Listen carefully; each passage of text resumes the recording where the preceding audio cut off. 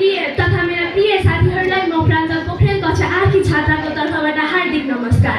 आज मिति 2082 साल 11 महिना 16 गते अत्यन्तै महत्त्वपूर्ण र भावनात्मक अवसर अभिभावक दिवसमा यहाँहरू सबैलाई स्वागत तथा अभिनन्दन गर्न पाउँदा म आफूलाई निकै नै भाग्यशाली ठान्दछु।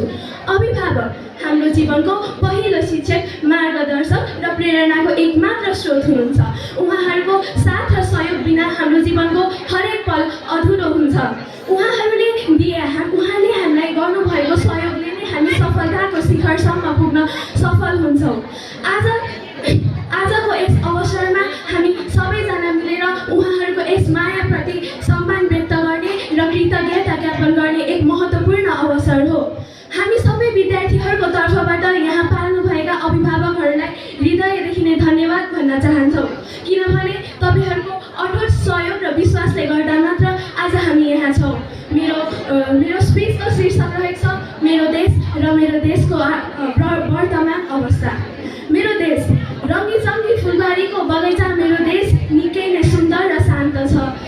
विभिन्नता, भाषा, धर्म र संस्कृतिका मान्छे भए पनि विविधतामा एकता नै यसको पहिचान बनेको छ।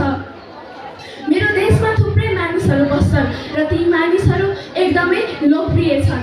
उनीहरूसँग पर्याप्त मात्रामा धन नभए पनि मन छ।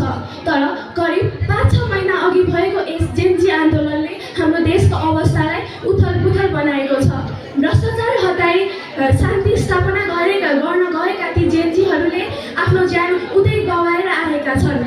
कुनै बहिनीको तिहारमा निधार खाली भयो भने कुनै आमाको मुटुको टुक्रा कहिल्यै नफर्किने गरी गए र हालै आउँदै गरेको त्यो चुनावमा तिनै जेन्जीका आमा बुवाहरू म यो पार्टी म ऊ पार्टी भन्दै हिँड्ने गर्दछन्। के त्यति नै रह्यो त जेन्जीको रगतको मोल?